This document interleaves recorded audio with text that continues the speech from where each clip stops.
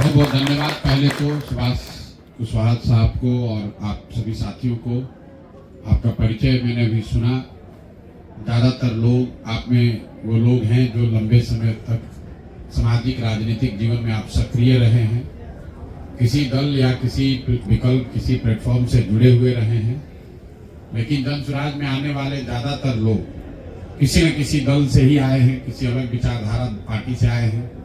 वो इसलिए आ रहे हैं कि उनका एक भरोसा, एक विश्वास धीरे धीरे ही सही इस दल की नीतियों पर, कार्यक्रमों पर जो हम लोग प्रयास कर रहे हैं इस पर बन रहा है।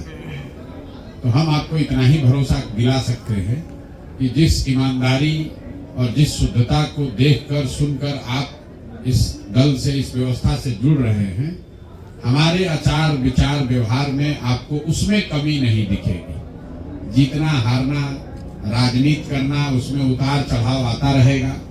जरूरी नहीं है कि आपकी हर बात से हम सहमत हों या हमारे सारे बात से, निर्णय से आप सहमत हों। लेकिन एक बात की सहमति, एक बात का आश्वासन जरूर है कि जिस ईमानदारी की बात हम लोगों ने की है, जिस शुद्धता की बात की है, उसमें कार्यकर्ताओं के साथ, साथियों के साथ, दल के नेताओं के साथ, दल को बनाने वालों के साथ, दल को अपने कंधे पर आगे बढ़ाने वालों के साथ किसी प्रकार का कोई धोखा नहीं होगा। सुभाष जी से जब मेरी पहली मुलाकात हुई थी तब से लेकर हम लोगों ने कोई व्यक्तिगत बात अभी तक, मैं इनके मुंह पर ही कह रहा हूं, इनका सम्मान इसलिए भी है, इन्होंने कोई व्यक्तिगत बात नहीं कही कि हमको दल में क्या मिलेगा, हमको कौन सी जगह मिलेगी। इनका एक ही रहा है मुद्दा कि जिस मुद्दे को लेकर हम और हमारे साथी संघर्ष कर रहे हैं, क्या जन स्वराज उसको अपना ताकत लगाकर और बड़ा करेगा। तो 2 बैठकों में ये बात मुझे भी समझ में आई है और सुभाष जी को भी समझ में आई है कि 1 और 1 मिलकर 11 हो सकता है। बेतिया राज की जमीन के अधिग्रहण का जो मामला है, दोनों चंपारण में बहुत लाखों लोग उससे प्रभावित हैं। जो संघर्ष आपने शुरू किया है वो उस संघर्ष में पूरी तरीके से जन स्वराज परिवार, जन स्वराज के साथी, जन स्वराज का संसाधन, मैं स्वयं पूरी तरीके से आपके साथ उसमें लगूंगा। अब आज आप विधिवत रूप से ज्वाइन कर रहे हैं, इस परिवार के हिस्सा हो रहे हैं, तो मैं आपका तहे दिल से शुक्रिया अदा कर रहा हूं, आपका धन्यवाद कर रहा हूं। और अब हम लोग बैठकर अगले 2, 4, 5 दिनों में कार्यक्रम की जो आपने पहले संरचना बनाई हुई है उसको देख लेंगे, उसमें कैसे जुड़कर उसको और बड़ा और बेहतर और धारदार बनाया जाएगा, इस पर मिलकर चर्चा कर लेंगे। उसकी कोई चिंता आपको नहीं होनी चाहिए। 2, 4, 5 दिनों में उस पर निर्णय ले लेंगे, फिर मिलकर आप इसका नेतृत्व करें। पीछे से हम लोग इसमें आपके साथ खड़े होंगे।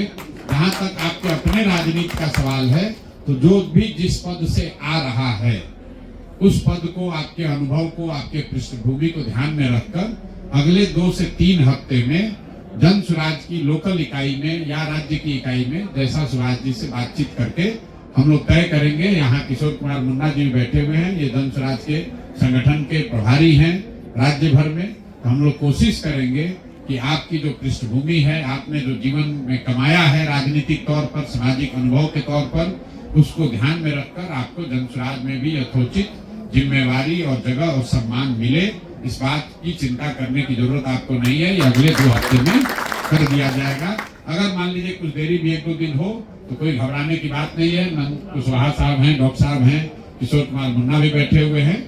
कभी कभी बहुत बड़ी व्यवस्था को चलाने में 2-4 दिन आगे पीछे हो सकता है, लेकिन मुझे लगता है कि होली से पहले पहले ये हो जाएगा। आज आप सब लोग जुड़ रहे हैं, इस भरोसे और विश्वास से जुड़ रहे हैं कि मिलकर हम लोग कुछ बेहतर कर सकते हैं। तो मैं आप सबका एक बार तहे दिल से शुक्रिया अदा कर रहा हूं और इस विश्वास के साथ कि आगे हम लोग मिलकर कुछ अच्छा करेंगे, बिहार के लिए अच्छा करेंगे, अपने बच्चों के लिए अच्छा करेंगे, आने वाली पीढ़ी के लिए करेंगे।